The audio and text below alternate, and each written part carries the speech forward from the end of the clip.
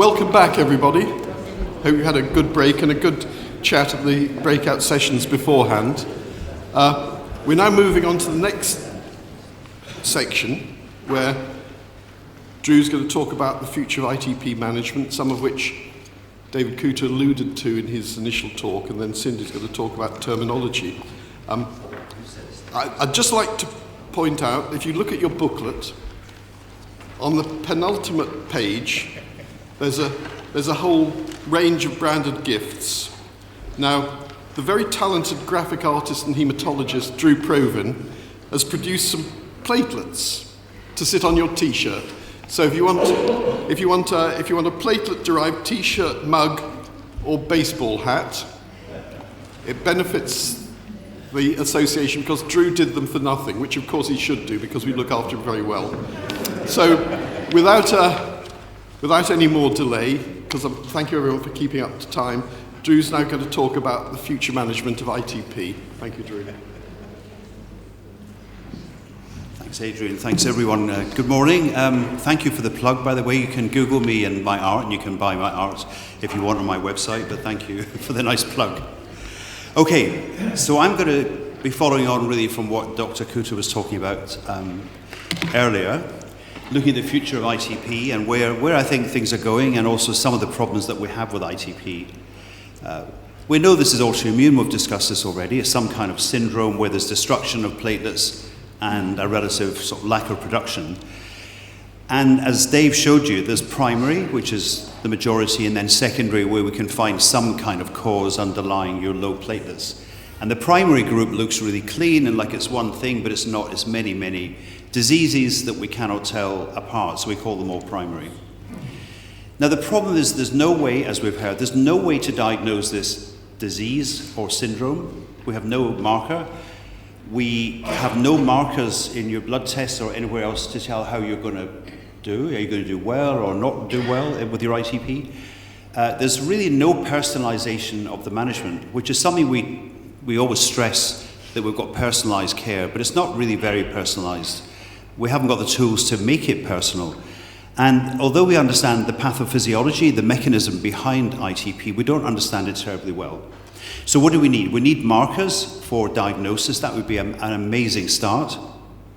We need a marker for prognosis. We need to risk stratify into sort of high risk, medium risk, low risk patients. We need different therapeutic strategies, more sensible and approaches than we've got now, because after TPOs, it's a real mess. What drug do you get next after you fail TPOs? And we need treatment choice for you. We need to give you something personal to you. And this is very difficult with the technologies we have now. So I think something that comes up often from patients is the question, will we ever be able to diagnose ITP? And that would be lovely. You'd be very unhappy if your heart attack couldn't be diagnosed or your bowel cancer couldn't be diagnosed, and yet this is where we are with ITP. We cannot diagnose this mysterious syndrome. I mean, it's a vague diagnosis, I think, and I'm not sure that primary ITP really exists. I think most of them have an underlying cause that we haven't found out yet, and as Dr. Kuta showed you, some people with ITP develop other diseases, and maybe many people, I'm not saying all, but maybe many people have something else that we haven't found. So it's multiple disorders, they look the same, but the mechanisms in each of you is different, so you need a different approach.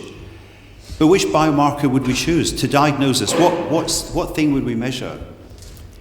I don't think a test for ITP will ever come about. I don't think there ever will be a diagnostic test, sadly. And these are the investigations that you will all have had. This is from the guidelines. The ones in green, everyone should have. In the middle, some people have, and on the right, things that either aren't available everywhere or they're just not worth doing. So the investigation is very simple. But it remains a diagnosis of exclusion. And as I say, this is a low platelet count, platelets under 100,000 with no identifiable underlying cause, which is not the same as no underlying cause. It's no identifiable at that point in time underlying cause. So it doesn't kill you, luckily. Not many people die from ITP, and not many people feel ill from ITP, but the medication we give you often makes you feel much worse than the disease itself. So patients present with a low platelet count, they feel fine, but they've got bruising or blood blisters, and then we treat them. This is historical, I mean, more like the last 10, 15 years.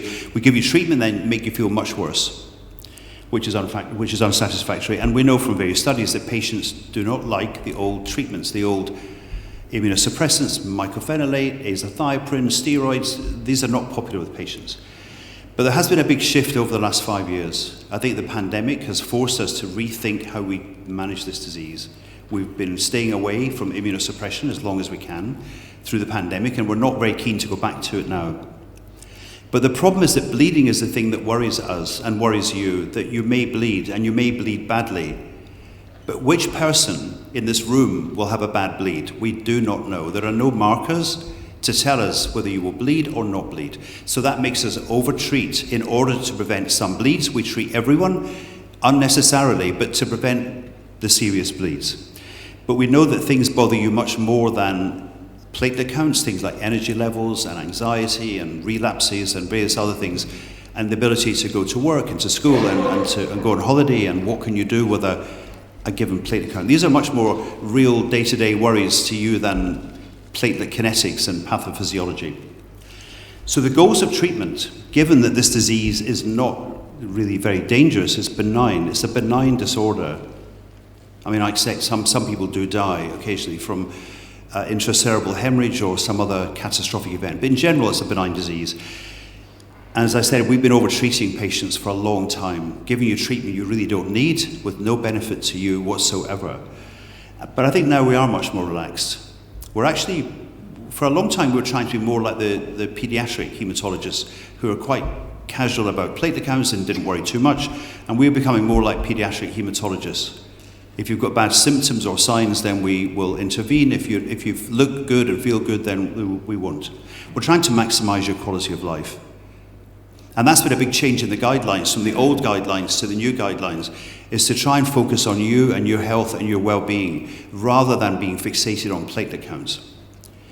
So we are trying to individualize your treatment as far as we can, bearing in mind we have no tools to help do this, unfortunately. We're trying to prevent you bleeding, trying to keep you safe. A target platelet count of somewhere 20 to 30 is fine.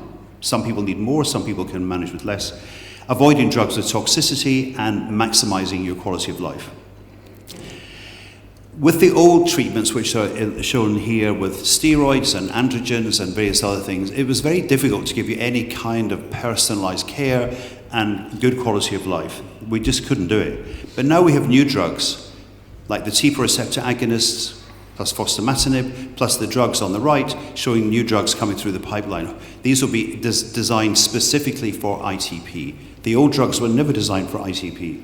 We just used them because there was nothing else. But now these drugs have been designed from the ground up for ITP. So when we put the guidelines together 5 years ago, initial treatment or first-line treatment is just steroids IVIG, like it's been for 40 years. I was thinking that when IVIG was first published by you, I was 29 and had dark hair. It's that long ago, I know. So if you fail those, you use a drug with robust evidence, good clinical evidence, which would be the TPOs. Romiplostim, eltrombopag, avatrombopag, and you've got fostamatinib in there and rituximab, which is fantastic. But who do we treat? Who needs the treatment? That's very hard to tell. We can't tell, really. It's a sort of gut feeling sometimes more than an exact science. And what do we use? If you need treatment, what do we give you? Do we know exactly which drug you need? No, we don't. How long do you need treatment for? We have no markers. We don't know. How long is a piece of string? When do we stop that treatment? And how do we stop that treatment? When is the right time? And how do we do it? And are we always, in our management decisions when we see you in clinic, are we always thinking of your quality of life, or are we looking at platelet numbers and other things? And I have to say I'm quite guilty myself of the first thing we talk about is the platelet count, which should not be the first thing. But it's so ingrained in us as medics to look at things like X-rays and blood tests and then look at the patient. It's the wrong way around, and it's very hard not to do that. We should be thinking of quality of life. So, this is not my final slide, don't get too excited, I've got more. But future management, the TPOs, they certainly have all the drugs, they have the highest efficacy ever, and they're likely to be the drugs with the highest. Nothing's going to be better than a TPO, I don't think, unless it has 100% effectiveness with no side effects. That's the only way you will beat a TPO. They have better quality of life than all the old immunosuppressants and steroids and hormones. And I think over time, and we're seeing this now, the old drugs that we are very well used to using, we're using them less and less, and eventually they will be historically interesting, but not part of our pharmacy availability. I think the TPOs will certainly dominate for most people who need treatment. And I would say use all three. If the first one you try doesn't work, try the second, and if that fails, try the third, because there are many people who fail 2 TPOs and respond to a third, which is amazing if you consider they all stimulate the same receptor. How can you fail 2 and then respond to 1? But that's what happens. And I think there's a big push to use these drugs much earlier, partly for financial reasons. When they first were introduced, it was hard to get hold of them. We had to go through rituximab and mycophenolate, and then eventually we got access to a TPO. But now we're using them much earlier. And Thomas Gonzalez Lopez from Spain published some data showing on the left you've got fairly early ITP, and in the middle you've got persistent ITP, that's a bit later, and then on the right you've got the chronic ITPs. And it seems to be if you wait longer, the response rate is a bit less. And they work incredibly well if you use them early in the disease, up front, when people first present. And we know that from the pandemic, when we could use them really, really early. We love talking about targeted therapies, which sounds amazing. Targeted therapies. So we have the pathophysiology, which I'm not going through, but there's all these things that we've worked out are happening in ITP, and then we design drugs that target specific bits of the pathophysiology, which sounds amazing. The problem is that we don't know which bit of that pathophysiology is the bit that you've got that we could target. And so going back to everyone being treated the same, we have no tests yet developed that can separate people into different groups. These people respond to TPOs, these people might respond to an anti-complement drug, or these people might respond to some other new drug coming through. That would be amazing if we could do that. And if you're going to develop targeted therapies, then we need to be able to work out what the targets are for an individual. And we're not at that stage yet, which is a bit depressing. So I'm not going through these. Dr. Coote has already mentioned these, the number of new drugs coming through, which again will be part of our targeted therapy. So I've already told you primary ITP is a mix of maybe 100 or more different diseases, but they all look the same. We have no idea what's happening within you as an individual, so I have no idea what drug to use for you, so I have to give everyone the same drug in the same sequence. So the old tools that we have, where we've been through all my registrar, senior reg, consultant jobs, nothing much has changed. And I think I would say our practice in ITP is a bit like the 1960s. It hasn't evolved much. I know you're going to argue with me and say it's much further.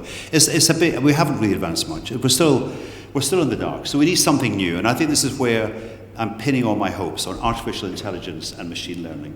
I know it's the buzzword. I know. Cliche. But I think it's the only thing we've got. Because from other diseases, we know that you can do predictions and optimize treatment plans in other diseases, not our disease, but in other diseases that have been shown. We can discover new treatment targets, and that's certainly true for a number of other disorders and specialties. We'll have AI-driven decision support systems, which sounds amazing. Rather than just picking a drug out of a hat, we'll have something which will guide us to which treatment might be best for you. And where do we get the data from? The data, we've got the registry, pediatric registry, the adult registry, the pregnancy registry, and the secondary ITP registry, which is the biggest registry worldwide. And we've got those data ready to go for AI. If you look at publications in other specialties here, ophthalmology, gastroenterology, etc., there's been up to almost 20,000 papers. I can't read that.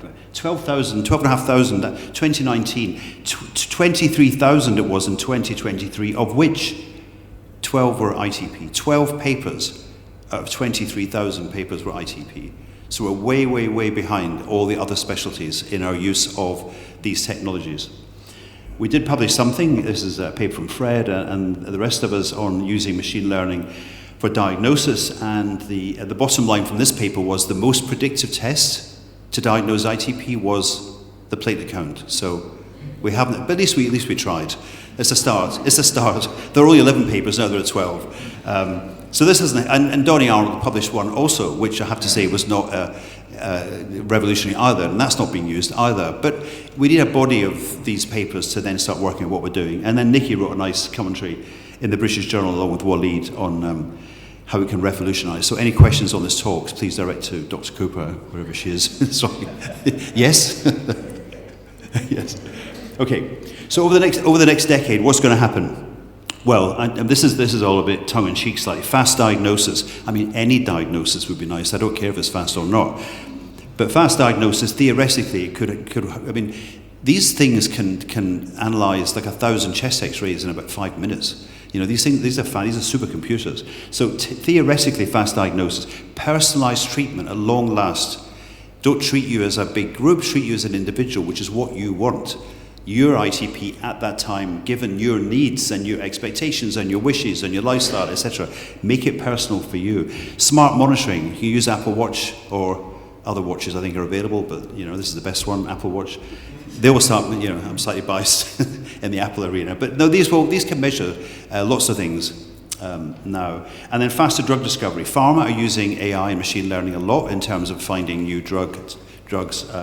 And again, we're behind the pharma world in this. We're slightly slow to adopt this. In terms of biomarkers, where can we find things for you? Well, in your DNA or the products, the transcription, you can look at the RNA as well. People are doing that. We can look at the proteins within you and see if there's anything specific within you and that might pinpoint bad ITP, chronic ITP, mild ITP, and then look at the metabolites within your cells. So it's a complex disease or diseases, and it still depressingly remains a diagnosis of exclusion. Hopefully not, well, it will for a while. The old drugs, thankfully, are being replaced by new drugs, and the TPOs are the best example, and they have been amazingly successful. And there's also, I haven't mentioned, the possibility of a sustained response coming off a TPO, which I think for some people may be curative, but you know, we don't all agree on that, but it may be curative for some people. ITP theoretically is an incurable disease, but I think some drugs may cure it. We've got new targeted therapies, targeted in inverted commas, because we can't target anything right now, but eventually I think we will be able to target people for these drugs. And I think the treatment hopefully will become personalised. That's what I'd love to see. I'd love to give you something that's for you and not just for everyone with the same platelet count. And the registries which we're running, and Fred is now head of the UK ITP registry, along with Nikki and Quentin, I think this will give us tons of data which we can hopefully use with machine learning. We have someone doing a PhD on this with us who hopefully will develop this even further. And I think we're about to see an explosion of advances in ITP thanks to this new technology. And if we don't use this, I don't think we'll get very far. Quite honestly, I think we're treading water a bit despite all the new drug therapies. So I will stop there and thank you for your attention.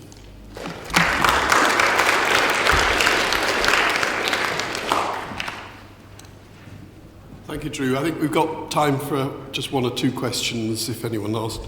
We are actually using AI to see if Drew and I will still be around when some of these answers come through. What did it say? It's unlikely. Speak for yourself. Are there any questions, Drew? Otherwise, we'll move on. I think that was a scintillating talk that really raised so many possibilities. As he said, some of them are arguable, but actually I think it's a way things are going and the way people are thinking.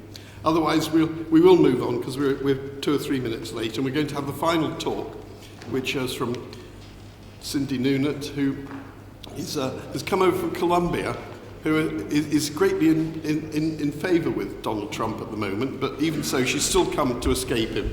So she's going to come and make some sort of clarity out of the fog of terminology in ITP. Thank you, Cindy. The question is going to be if they let me back in. I was able to get away. It's always a pleasure to come and speak with you all, and I really enjoyed the small group sessions. It's always so lovely to learn from you all. So I'm going to just briefly talk about terminology in ITP. So this is an outline here that shows a little bit of the history that some of you may already know, but we have had terminology that's kind of been interwoven with guidelines and new therapies, starting back in about 1996 when one of the first guidelines came out. That was by Jim George, who also used to be one of the writers for the platelet. And then we developed new therapies. So in 2001, rituximab, 2008 was the advent of some of the TPOs.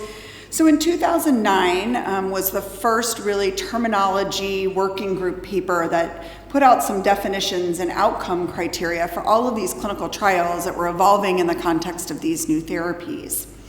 In 2010 and 2011, we got further guidelines, again recognizing that there had been advancements in therapies, and we needed to be able to move alongside that with our guidelines.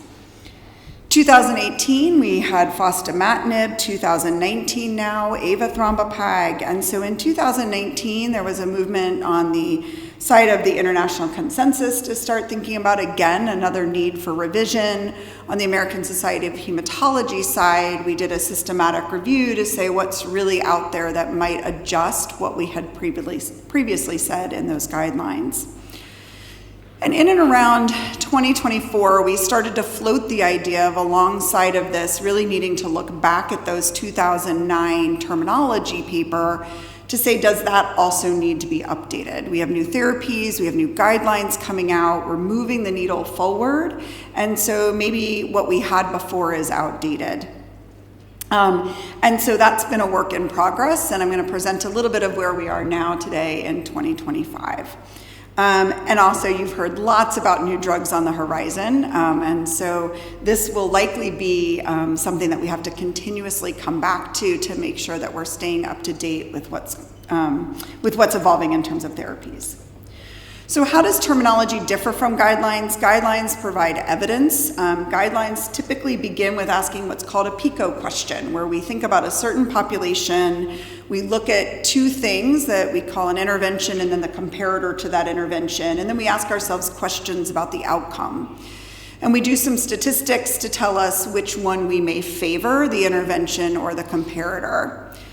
Terminology is general definitions for either patient characteristics, the outcomes of interest, the type of interventions or drug classes, and they usually come about through some sort of process of consensus building.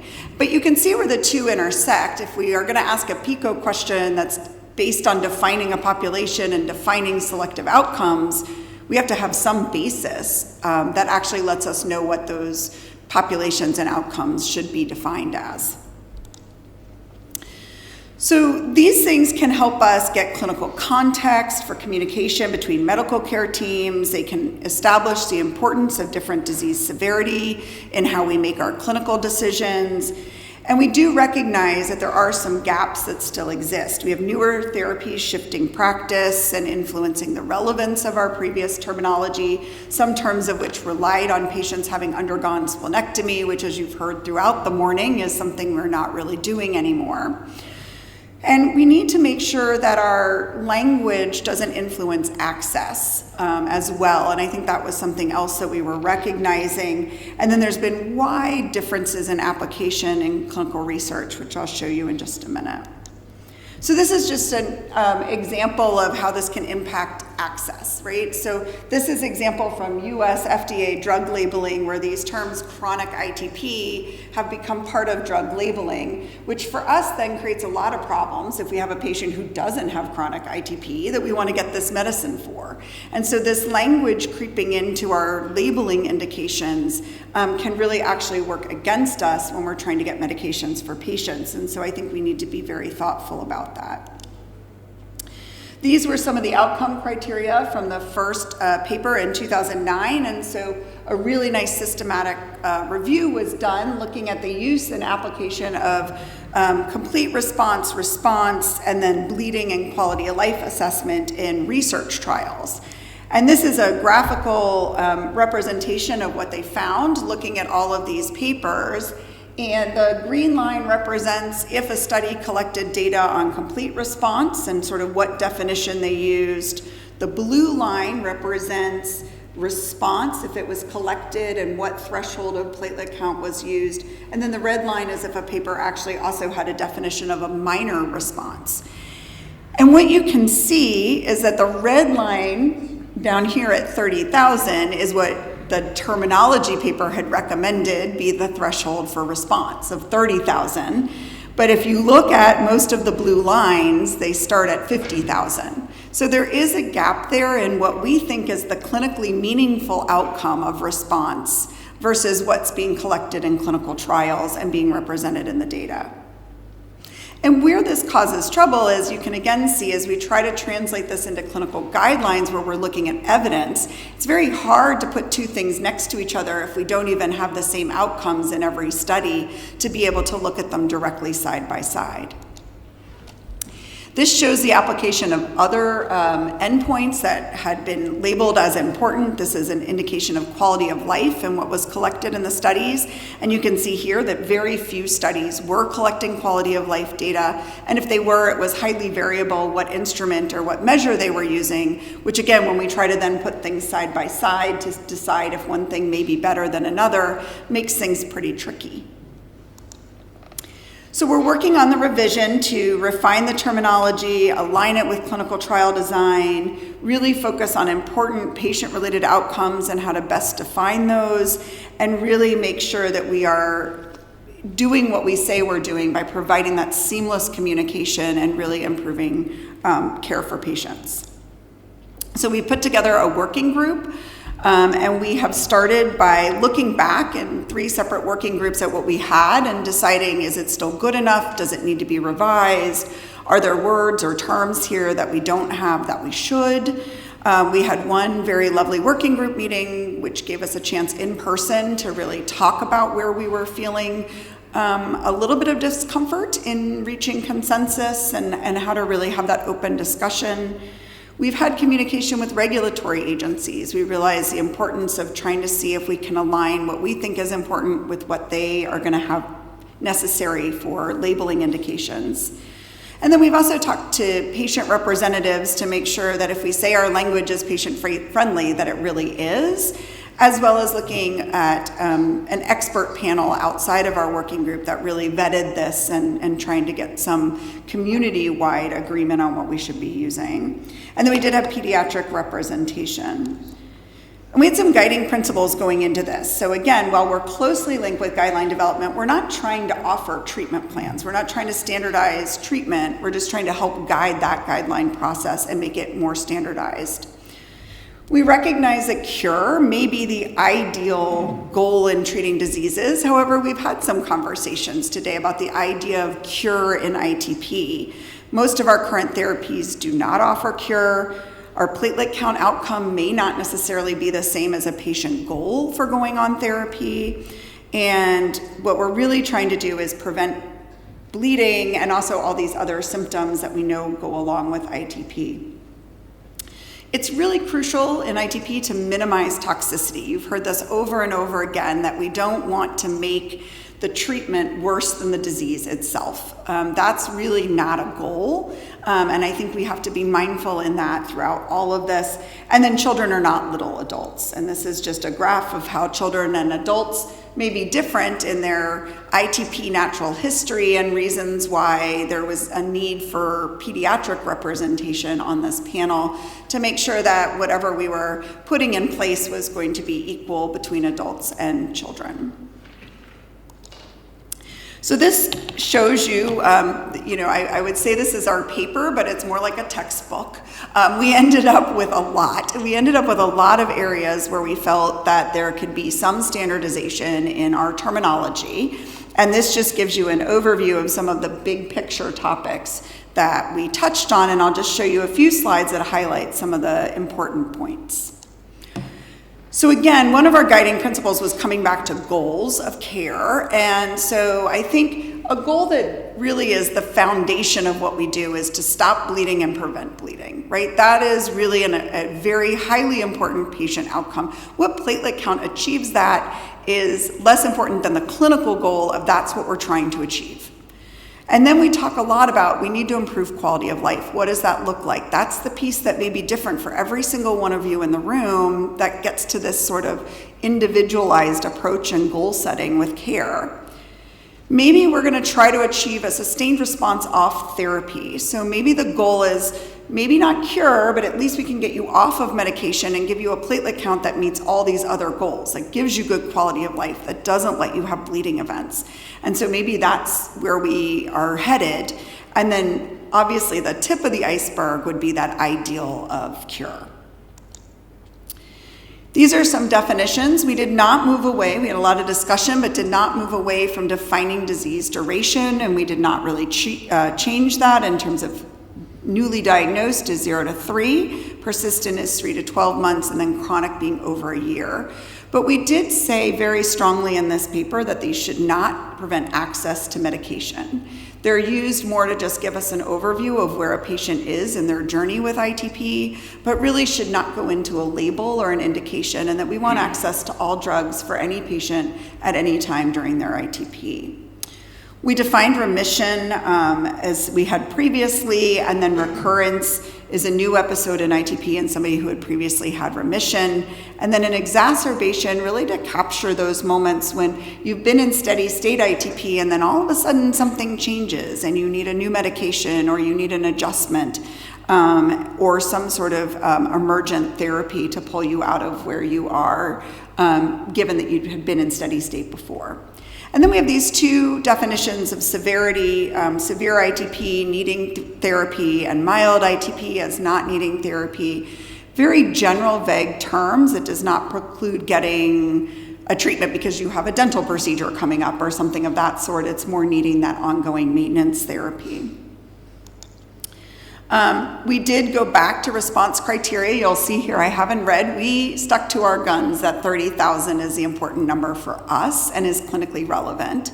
We recognize that the regulatory agencies will likely continue to require 50,000. So we have really pushed to work with them to say we need both. We need both reported. 50,000 may be the primary outcome of a study, but 30,000 is what we want labeled as the clinically relevant outcome. And also in real world. So real world is after the clinical trials are done and we start just reporting on what we're seeing in patients taking a medication, that this is also a really important outcome.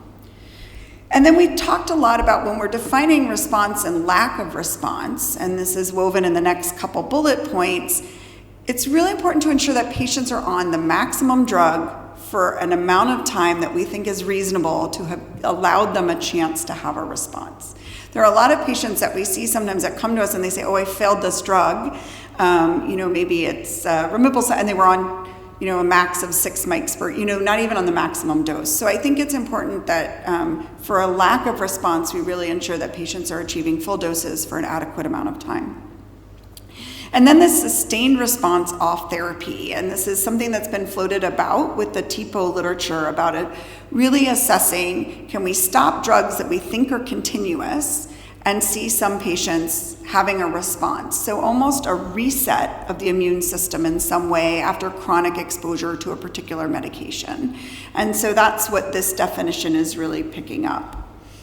And then clinical improvement. We see patients where the platelet count may not budge, but all of a sudden they go from having a lot of wet purpura to not much wet purpura, or their bleeding symptoms improve. And so there is this notion that some patients have a clinical response or their fatigue gets better, even without having a rapid bump in the platelet count. Multi-refractory ITP, we reserved for a subset of patients not responsive to 3 classes. So we moved away from single drugs, recognizing that we can interchange the TPOs. We just talked about this. Just because you don't have a response to one doesn't mean you shouldn't try another. So it's really failing a class of drugs that moves you into these buckets and moves your ITP into this bucket of being resistant or refractory to therapies. And it's important because we think this is the group of patients that may benefit from additional testing and looking for some of the things that you'll hear about in a little bit in Dr. Grace's talk. We did revisit primary and secondary ITP. We originally had 2 big buckets, primary and secondary, and they were very messy and they were very mixed. And so we pulled out of primary this group of patients that has this autoimmune phenotype. They may have antibodies for other things without having an actual another autoimmune condition. It's also the patient that may have another autoimmune condition that we know if we treat that condition, it's not necessarily going to treat the ITP, and we still need ITP-directed therapy. In secondary ITP, we really reserve that for ITP in the setting of a disease where if you treat that disease, the ITP also should get better. And we pulled out of that group a group in which we know that there are these genetic causes of inborn errors of immunity. And I'm not going to spend too much time on this because this is really the crux of what Dr. Grace is going to talk to you about after lunch.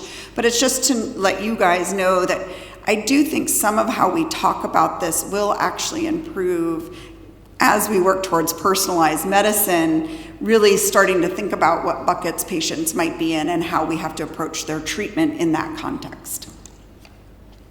Lastly, we had bleeding symptoms. We followed some work that had already been done in this arena. We have critical, major, moderate, and minor, and then you can see really to be more of, we talk in medicine about being a lumper or a splitter. To be lumpers, we said this is what's clinically relevant, this is what's clinically not. And maybe that's really all we need for clinical practice, right? What we need for research might be far more granular than what we really just need during that visit to assess how a patient is doing. The last part of what we did in this paper was really focus on what is the message we want to get out about the outcomes that we should be applying in clinical trials. So we have response, the use of other medications for ITP that give us an idea of not so much a number response, but clinically how somebody's doing, safety concerns, again, never making the treatment worse than the disease itself, bleeding events, reason for study failure. Why are patients failing to complete the study? Is it because the drug is not tolerable? And again, that would be something that's of great value to know when counseling patients about going on a therapy. Health-related quality of life has always been something that we have passionately pushed for, and fatigue as well as secondary outcomes in clinical trials. So in summary, our terminology and our guidelines can be used to improve patient care. We need to work alongside patient groups and regulatory groups to do the best that we can. This is likely an iterative process. As these new things come out, I suspect that we're going to have to keep revisiting this. I suspect we may find that some things we did can use refinement or could have been done differently. And we do have our final report coming out shortly, so hopefully that will be something that you all will have availability to as well. So I will just end there if there's any questions from anybody.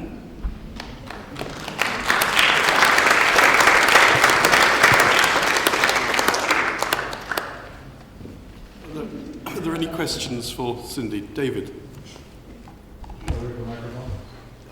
Is there a microphone? Yes. I can hear you and repeat your question. Well, hang on, there's a microphone just coming.